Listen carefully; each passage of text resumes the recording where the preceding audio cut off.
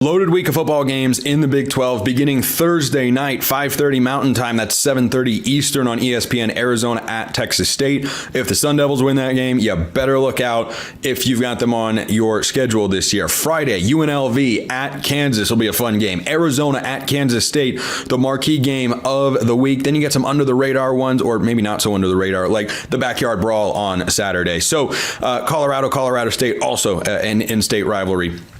I know the other one isn't, but it's a rivalry. You get the point that I'm going for here. Drake, what's your biggest takeaway after this weekend? What do you think your biggest takeaway is going to be after this slate of football games? Oh, my biggest takeaway as of today is this weekend is make or break for the Big 12, and it's only going to be break. There is no make. If you beat Texas State or UNLV or Tulsa or Miami of Ohio or North Texas, no one cares. Honestly, Spencer, if you beat Pittsburgh, no one cares. Or Air Force or Colorado State, the country doesn't look at the Big 12 and go, oh, BYU, a road win in Laramie. No one is going to care if the Big 12 wins this week. They're only going to care if they lose. Now, would you be shocked in a world where Texas State beats Arizona State? No, would not. Would you be stunned if Miami of Ohio beats Cincinnati? Not stunned, but a little surprised. Would you be stunned if Pittsburgh beats West Virginia? I think no, of course not. No, of course not. That's a coin flip. We have a lot of coin flip games in the Big 12 this week where the conference could end up with egg on its face. If Air Force at Baylor, I've seen Air Force beat Baylor before. 31-6 was the score in that one. It was I think it was 30-15. I was there, and it was bad. It was very not great. -8 degrees as well. So if Colorado State goes out and pulls up the win, they only care about one game this year, and it's that Colorado game, and Colorado is really beaten up after last week. If Rice goes out and beats Houston, or Wyoming defends Laramie and beats BYU, these are feasible things. Do I think they'll happen? Probably not. But, Spencer, this week, the Big 12 goes to San Marcos, Tulsa, wherever Miami of Ohio is, they go there. We are on the road against Pittsburgh, in Logan, Utah against Utah State. It gets worse. Fort Collins, Colorado, and in Laramie, Wyoming. Why are half the games in this conference on the road, and a good portion of those against mid-major schools? You're setting yourself up for failure in a 12-team playoff format where all you have to do is win your league. Your non-conference should consist of home games against beatable programs, because 11-1, according to the committee we know and love right now, is still 11-1 pretty much no matter who you play. UCF, Let me try TCBY. that again. This can't be yogurt. Oh my gosh, you know TCBY. I knew we could get along. Arkansas, I knew we could get along. I love TCBY as a kid. I used to go there with my mom and brother after school all the time. Tell your mom I said hello. Really. Okay. Well, now that we're on that weird note, let me try speaking English here. TCU, UCF. Yeah. It feels like a before and after Jeopardy clue. TCUCF.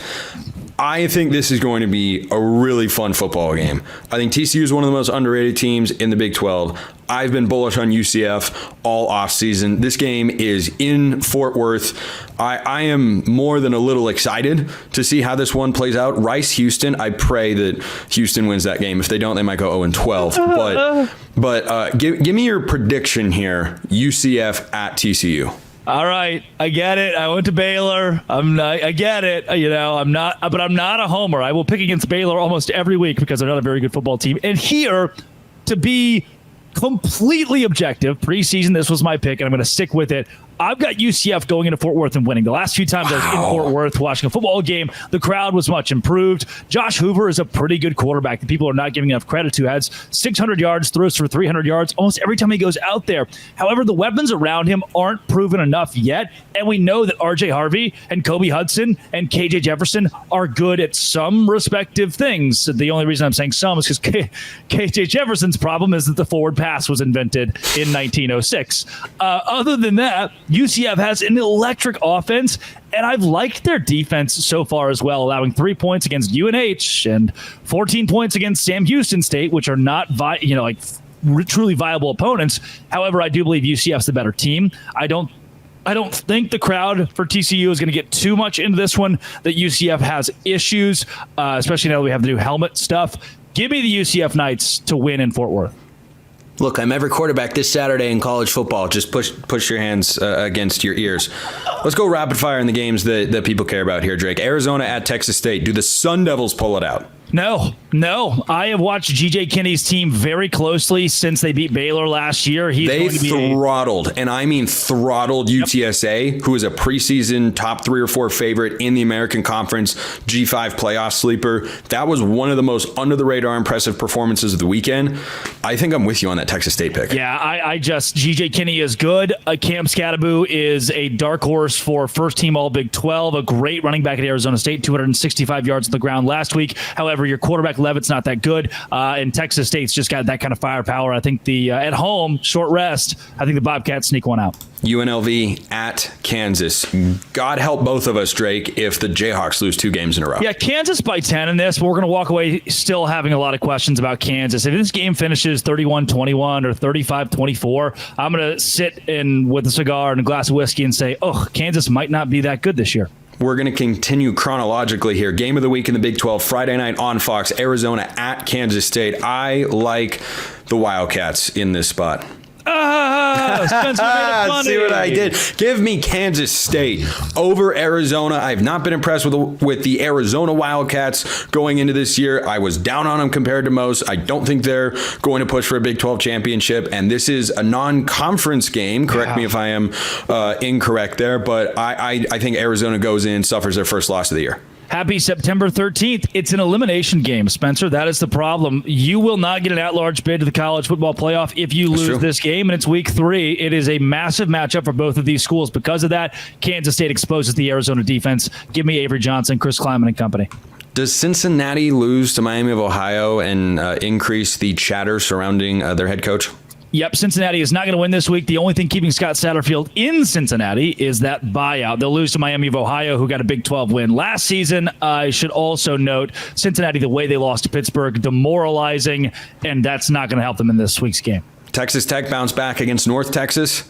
North Texas scores over 30 points in this game. That's the one lock that I have because Texas Tech's defense is out. Horrible. The entire defense is just out this week, and Baron Morton is still not where I want him to be. I think North Texas definitely covers 10 if Tech wins. Skin of your teeth, but I have nothing on paper right now to trust Texas Tech with. I've got Utah over Utah State. I've also got Baylor over Air Force. Any objections there? Preseason, I picked Air Force to win this game. I think Air Force is much worse than expected. They have roster turnover every year because those students go literally fight for the United States to keep our freedom. However, I still think it's too early for Air Force to put it together. Baylor wins. It's sloppy. The offense is bad again, and Air Force runs all over them. But in like a 21-19 game that no one enjoys watching, I throw up all over myself, and the Bears win. Backyard brawl, West Virginia at Pitt. I'm going Mountaineers here against Pitt. I think the Panthers got lucky last week to come back and win against Cincinnati. I think West Virginia is a better team. Give me the better team and the better roster. Give me Neil Brown. This is a Neil Brown coaching for your job game. West Virginia wins it. Again, I wouldn't be shocked if it's ugly, but the Mountaineers pull it off and can still salvage an 8 or 9 win season with a tough schedule. You already picked TCU to lose to UCF. I'm going with the Horned Frogs there at home. I'm impressed with Josh Hoover to this point. Colorado at Colorado State. I'm going with the Buffs. I know a lot of people are going to want to take the Rams here because they're at home. It's in Fort Collins, but I have got the Buffs getting a win. Yeah, I don't know if this Rams team is as good as they were last year, and maybe the biggest tell that I'm basing that off of is the Texas game, 52-0, but Texas might be the best team in the country. The reason I'm going with Colorado State in this one is because I still don't have trust in Deion Sanders from a culture standpoint, a team to have his team ready for this game, whereas Colorado State has circled one game and one game only on their schedule. Fort Collins will be as rocking as it can be, and Colorado State, who's prepared for this, will get the win against an unprepared Colorado team. Rice at Houston and BYU at Wyoming. I'm going with the Owls here, violating Josh Pate's rule number 1, don't lose to food. I think Houston will lose to food this week. I think they emptied a lot of the tank last week against Oklahoma in a surprisingly great performance from Willie Fritz's team.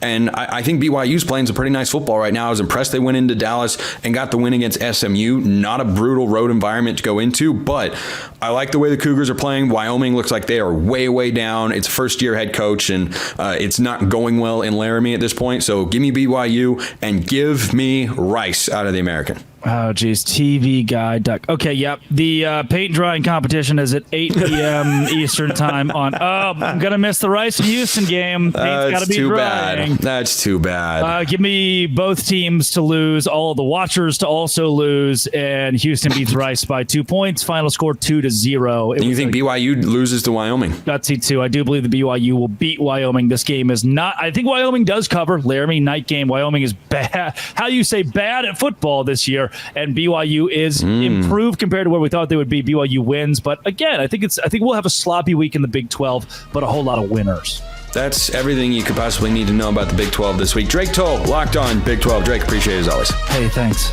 You're very, very welcome. Appreciate everyone listening. I will see you next time. And until then, hope you have a wonderful rest of your day.